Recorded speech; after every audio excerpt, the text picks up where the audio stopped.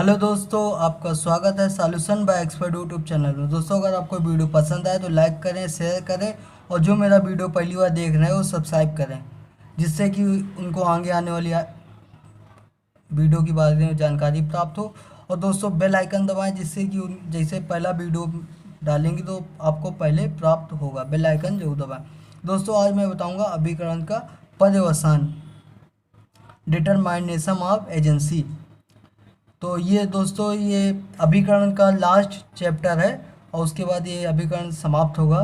तो इसके बारे में बताऊंगा कि इसका डिटरमाइनेशन ऑफ एजेंसी क्या कैसे होता है। तो धारा 201 के अनुसार है, अभिकरण की समाप्ति कब होती है। कब होती है तो स्वामी द्वारा अपने प्राधिकार का समाप्ति किए जाने से, या अभिकर्ता द्वारा कारोबार का परित्याग किए जाने से, या अभिकरण एजेंसी का कारोबार पूर्ण होने से, या स्वामी या अभिकर्ता की मृत्यु होने से, स्वामी या अभिकर्ता के पागल होने से, या स्वामी को दिवालिया घोषित होने से। निश्चित अवधि के बीत जाने पर तब समाप्त हो जाता है, अभिकरण की समाप्ति हो जाती है। और अभिकरण के संबंध के समापन पर, अभिकरण संविदा की विषय वस्तु के नष्ट हो जाने पर, या अभिकरण का कार्य अवैध हो जाने पर भी समाप्ति हो जाती है। तो इसमें बता दिया दोस्तों, मालिक अभिकर्ता के प्राधिकार का प्रतिसरण कब कर सकेगा। तो अभिकरण मालिक, ये धारा 203 में अभिकरण एजेंसी मालिक व अभिकर्ता के मध्य हुई संविदा का परिणाम होता है, जिसके अंतर्गत मालिक अपने अधिकार का प्रत्यायोजन करता है। अतः अभिकर्ता द्वारा प्राधिकार का प्रयोग किए जाने से पूर्व वह अपने दिए गए प्राधिकार का प्रतिसंहरण करने के लिए अधिकृत होता है। उचित समय से प्रतिसंहरण की सूचना देना आवश्यक होता है, अन्यथा प्रभावकारी नहीं होगी। उसके बाद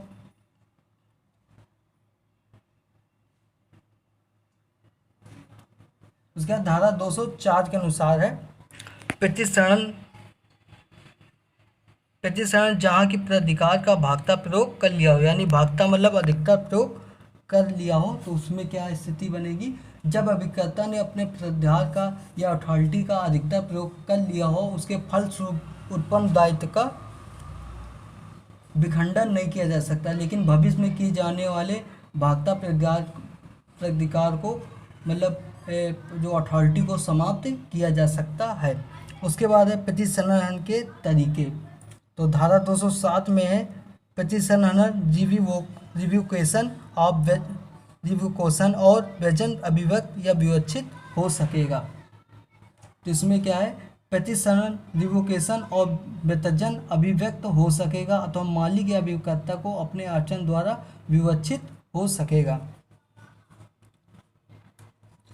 इसके बाद है प्रतिसंहरण या रिवोकेशन और की सूचना।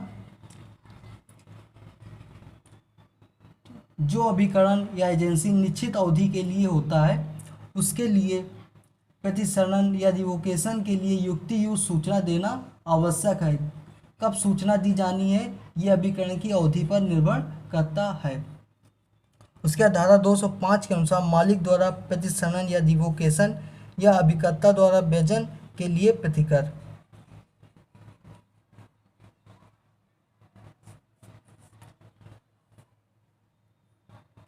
तो धारा 205 में है, अभिकरण की स्थापना अभिव्यक्त व विवक्षित रूप से निश्चित अवधि के लिए की जा सकती है। उस अवधि के पूर्व यदि कोई पक्षकार अभिकरण का एजेंसी का विखंडन करता है तो एक दूसरे के लिए क्षतिपूर्ति के लिए उत्तरदायी होंगे। लेकिन उत्तरदायित्व का प्रश्न तभी उत्पन्न होता है जब उपयुक्त कारण व उचित सूचना के बिना अभिकरण या एजेंसी समाप्त किया जाता है, क्योंकि प्रत्येक अभिकर्ता एजेंट एजेंसी की स्थापना के समय स्वीकार करता है कि वह अपने कर्तव्य को निभाने के लिए उचित सावधानी बरतेगा। यदि वह असावधानी का परिचय देता है तो मालिक बिना सूचना के प्राधिकार का विखंडन या अथॉरिटी का विखंडन कर सकता है। उसी प्रकार अभिकर्ता भी उचित सूचना देकर अभिकरण या एजेंसी के कारोबार का त्याग कर सकता है, अन्यथा वह क्षतिपूर्ति के लिए बाध्य किया जा सकता है। अभित्याग अभिव्यक्त या विवक्षित हो सकता है। यदि मालिक दुराचरण का दोषी पाया जाता है या अभिकर्ता का वेतन नहीं देता है और कटु शब्द का प्रयोग करता है तो उसके शारीरिक दंड देता है, तो बिना सूचना के अभिकर्ता एजेंट एजेंसी का त्याग कर सकता है। फिर धारा 202 में है, जहाँ की अभिकर्ता का विषय वस्तु में कोई हित में हो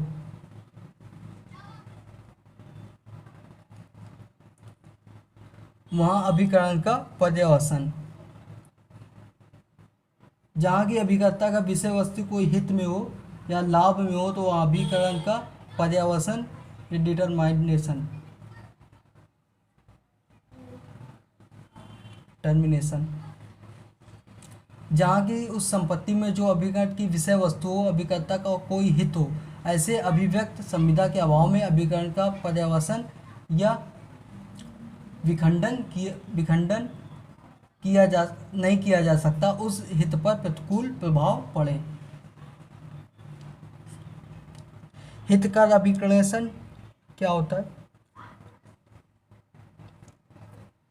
हित का अभिकर्षण क्या होता है? जिसके लिए वह प्राधिकार देता है। यदि मालिक ने अभिकर्ता से ऋण लिया है जिसके लिए वह अधिकार देता है कि अभिकर्ता उस माल को बेचकर उससे प्राप्त मूल्य से अपना भुगतान प्राप्त कर ले, तो वह इस विक्रय करने के प्राधिकार या अथॉरिटी का टर्मिनेशन नहीं कर सकता है, जिससे कि अभिकर्ता के हित पर प्रतिकूल प्रभाव पड़े।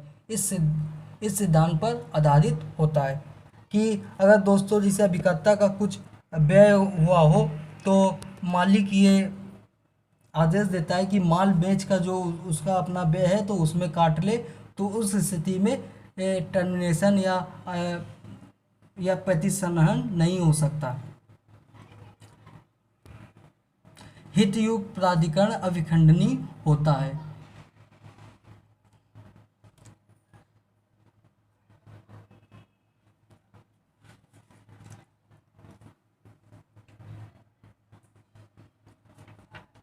उसके बाद धारा 201 में है, अभिकरण का पूर्ण होने से भी अभिकरण का पर्यवसान या डिटरमाइनेशन होता है एजेंसी का, तो पूर्ण हो जाता है तब भी होता है। और उसके बाद मृत्यु द्वारा भी होता है, अगर अभिकरण या मालिक की मृत्यु हो जाती तब होता है। अभिकरण का पूर्ण होने का आशय है कि यदि अभिकरण सृजन किसी कार्य विशेष के लिए किया गया हो तो उसके पूर्ण हो जाने पर अभिकरण स्वतः समाप्त हो जाता है। पागलपन से, स्वामी या अभिकर्ता के पागल हो जाने से एजेंसी समाप्त हो जाती है या अभिकरण समाप्त हो जाता है। अभिकरण उस कार्य को करने के लिए सक्षम नहीं है जिसके लिए वह स्वामी के पागल होने के बाद अधिकृत किया जाता है। दिवालिया होने से, बाय बैंकरप्सी, स्वामी के दिवालिया घोषित हो जाने से अभिकरण समाप्त हो जाता है। उसके बाद धारा 209 में उल्लेख किया गया कि मालिक के मृत्यु, पागल या दिवालिया हो जाने से अभिकर्ता अपने न्यस्त हितों के संरक्षण और परीक्षा के लिए समस्त उचित कदम अपने भूतपूर्व मालिक के प्रतिनिधियों के निमित्त उठाने के लिए बाध्य है।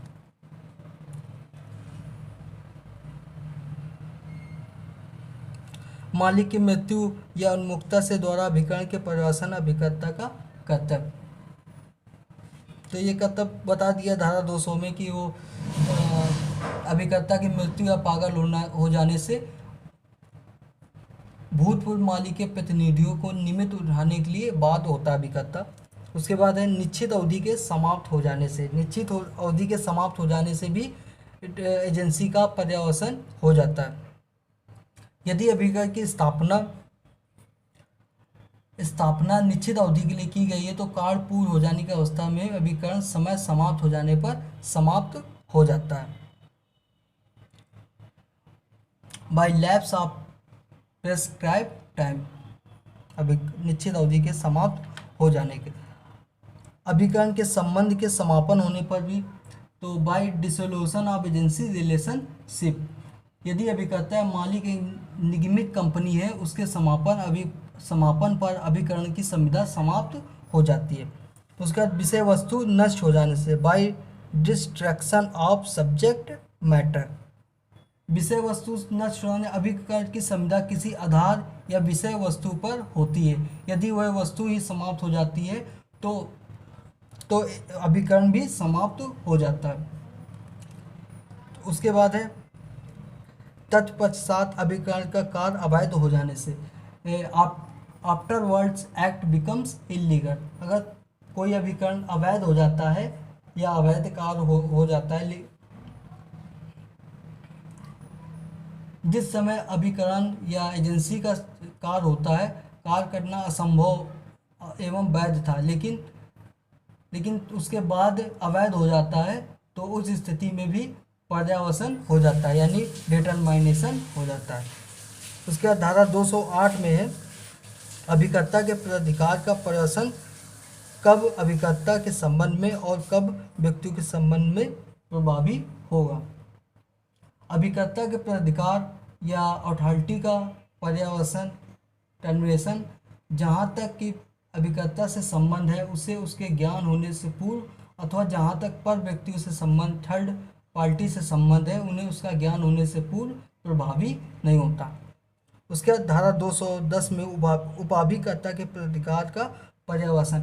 उपाभिकर्ता व सब एजेंट का टर्मिनेशन कब हो जाता है, कब समाप्त हो जाता है, तो अभिकर्ता के प्राधिकार का यानी अथॉरिटी का टर्मिनेशन के बाद उपाभिकर्ता के और सब एजेंट उपाभिकर्ता या सब एजेंट उसने नियुक्त किए हो तो प्राधिकार का अध्ययन अभिकर्ता प्राधिकार के पर्यावसन के बारे में पर्यावसन का कार्य कर देता है। अगर अभिकर्ता एजेंट के जो अधिकार होते हैं वो टर्मिनेशन हो जाते हैं तो सब एजेंट के भी अधिकार टर्मिनेशन हो जाते हैं।